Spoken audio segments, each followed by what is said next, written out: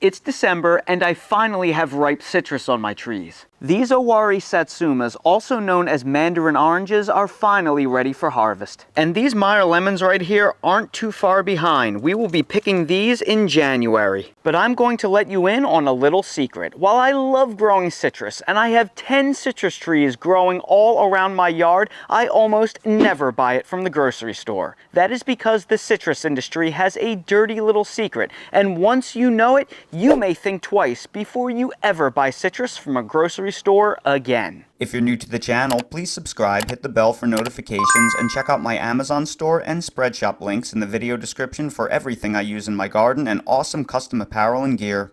Oh, ho, ho, boys and girls, citrus is a very special fruit, you see, because it ripens its crop in wintertime when not much else does. If you're old enough, say 60 or older, you may remember a time when Santa would put fresh citrus in your stocking for Christmas. That's because generations ago, citrus sold in the United States was grown almost exclusively in Florida, and to a lesser extent California, and around Christmas time was when grocery stores would start getting their seasonal shipments of ripe citrus. So, Santa would stuff the stockings of good little girls and boys with this rare, coveted, seasonal treat. Hold on. Something's changed. Seasonal shipments of citrus? When I go to the grocery store, the citrus aisle looks exactly the same no matter what time of year you go. There are plenty of oranges, lemons, and limes to purchase. You mean to tell me a mere 2 generations ago, this wasn't the case? You bet. You may be surprised to learn that year-round citrus at the grocery store is a pretty new thing. When you go to the grocery store, the citrus aisle hardly changes now. There are always 3 basic types of citrus: your standard navel orange, your ubiquitous Persian lime, and either a Lisbon or a Eureka lemon. Sometimes you'll be able to find a specialty item like a bag of clementines or small mandarins too. But have you ever wondered exactly how this is possible? Satsumas, also known as mandarin oranges, and their close cousins like clementines, are some of the earliest citrus fruits to ripen. Here in the northern hemisphere, they ripen generally in November and December. Your navel oranges, on the other hand, well, they ripen a little later, usually in late December through January. Lemons and limes tend to also ripen late December through January too, but citrus tend to hold really well on the trees, so a lot of your satsumas can be harvested in waves through January, and your lemons, limes, and navel oranges, they can be harvested through February. But no matter how you slice it, citrus season is at best November through the end of February here in the northern hemisphere. So if citrus season is at best 3 or 4 months long from late fall through midwinter, how is it possible that the citrus aisle in our grocery store never changes no matter what time of year it is? Well, the truth is grocery store produce is kind of like sausage. You'll like it a lot more if you don't watch it being made. As we established, citrus season is roughly November through February here in the northern hemisphere. It's at this time that you can often get decent quality citrus at grocery stores, provided you buy the pre-bagged stuff and you read the labels verifying the location and the date that the citrus was harvested. More on that one later.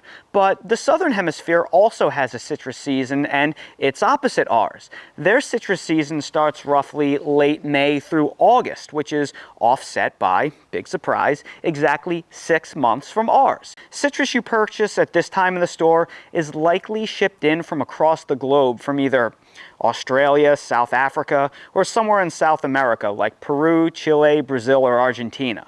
Almost all the citrus in grocery stores here in the US that you buy in the summer is from thousands of miles away. But that begs the question, what about spring and fall when citrus isn't in season anywhere?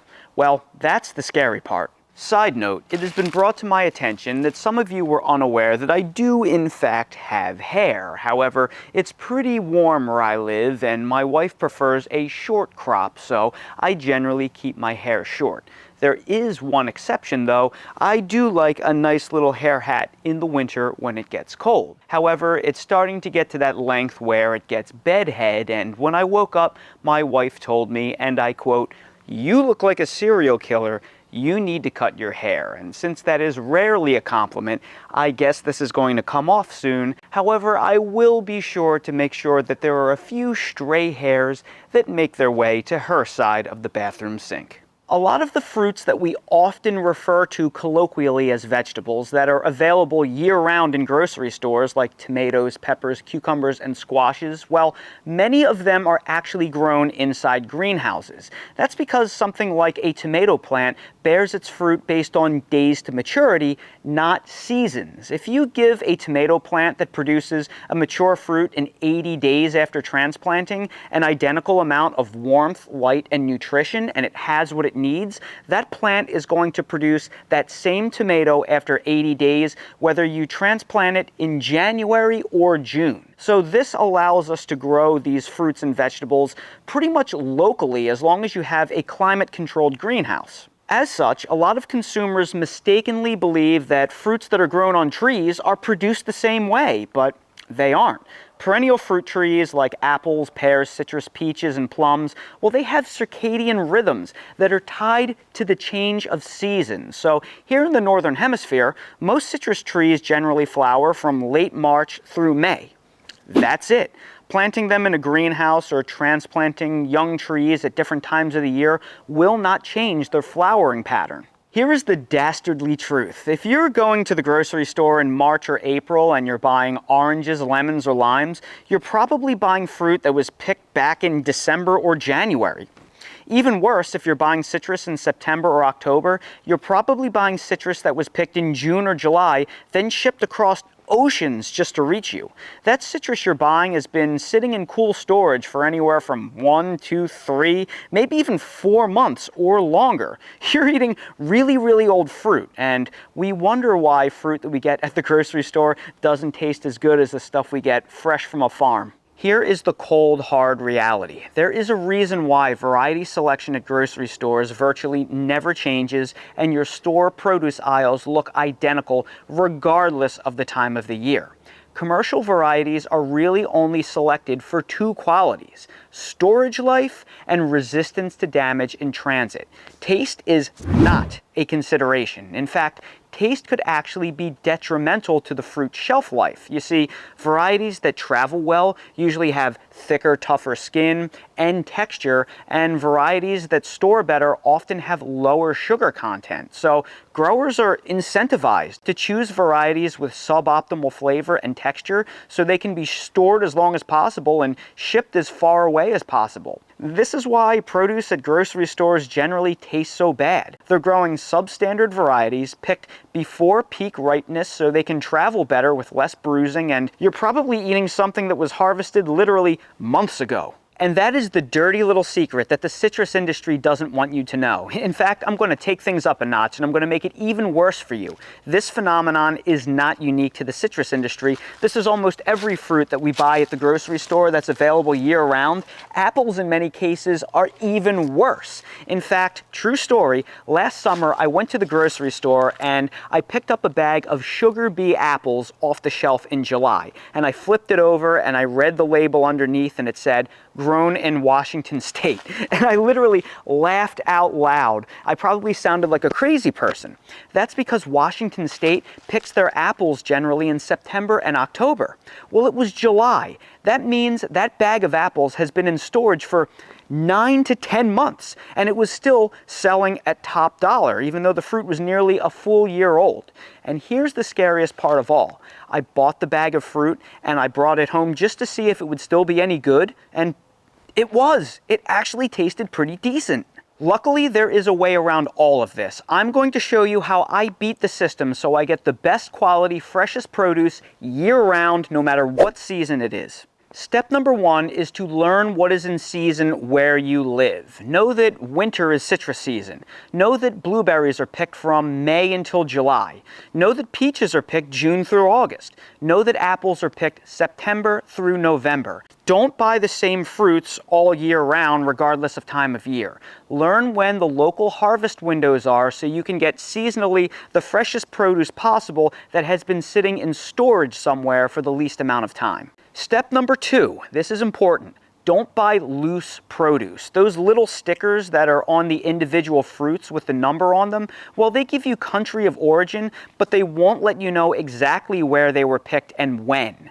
Always buy fruit that is pre-bagged because you can read on the sides and bottoms of the bag and see where it was picked more specifically and when it was picked. You may be shocked to learn how old some of the things are that are at the store, how long ago it was picked, and reading those labels, well, it guarantees you the freshest produce possible. Step number 3, keep an eye out for seasonal produce displays. For example, it's currently December at the time I'm filming this, and here in the United States where I live, it is citrus season. If you look around the produce departments at this time of year, you can often find displays full of seasonal citrus that are from Florida, California, Georgia, and the like. They were here at my local grocery store, and I know for a fact because it's citrus season and these were picked semi-locally, they can't be more than a couple weeks old versus possibly months old for other types of fruit that aren't currently in season.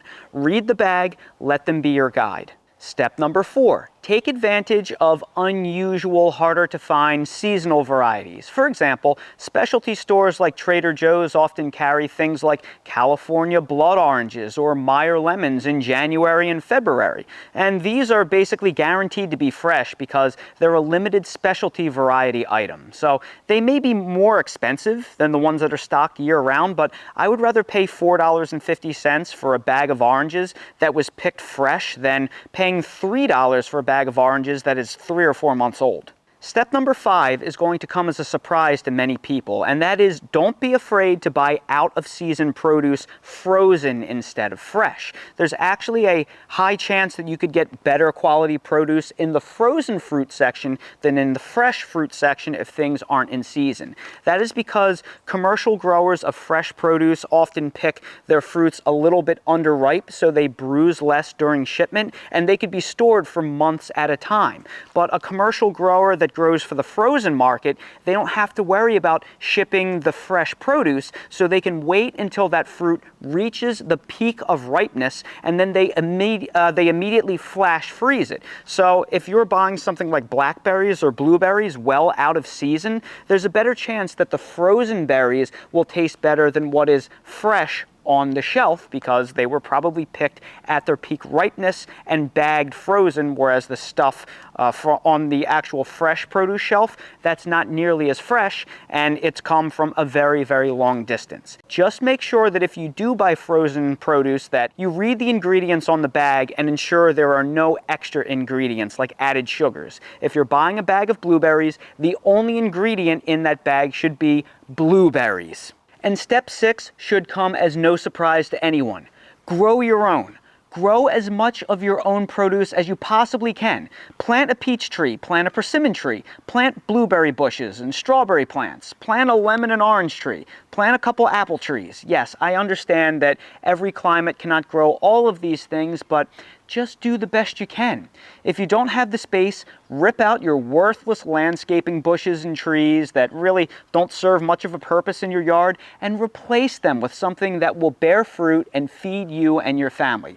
Worst case, you'll at the very least learn when these fruits naturally mature, so you know when the season is, but best case, you'll nearly eliminate buying produce altogether from your budget, and you'll save hundreds if not thousands of dollars on grocery bills every year while being rewarded with the absolute best tasting, freshest, most delicious produce you can possibly imagine.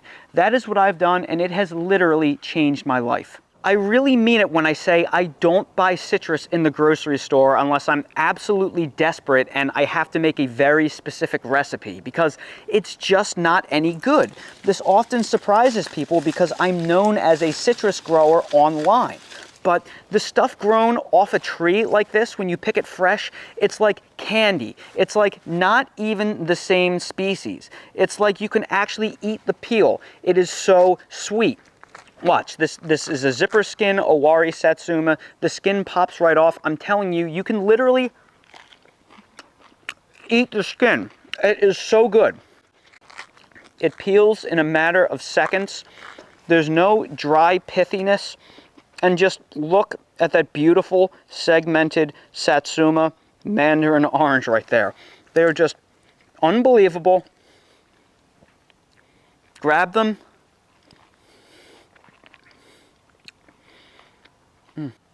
I promise you, you have never had a piece of citrus until you've had them fresh off a tree at peak ripeness.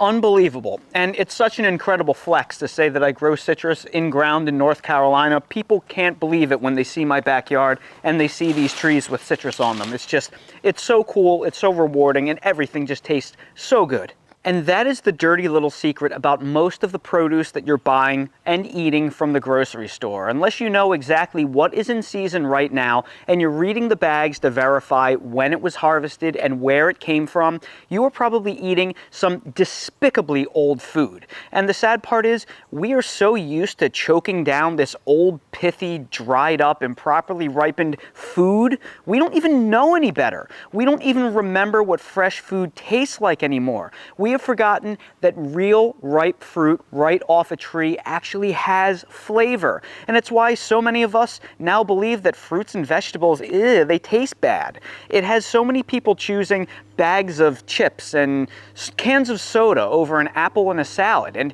it's not because the chips and soda actually taste better in reality. It's because the stuff we're buying at grocery stores is just the bottom of the barrel, the lowest possible quality you can get. And that's why I made this video. I want to educate as many people as possible on how to choose and obtain the freshest possible foods.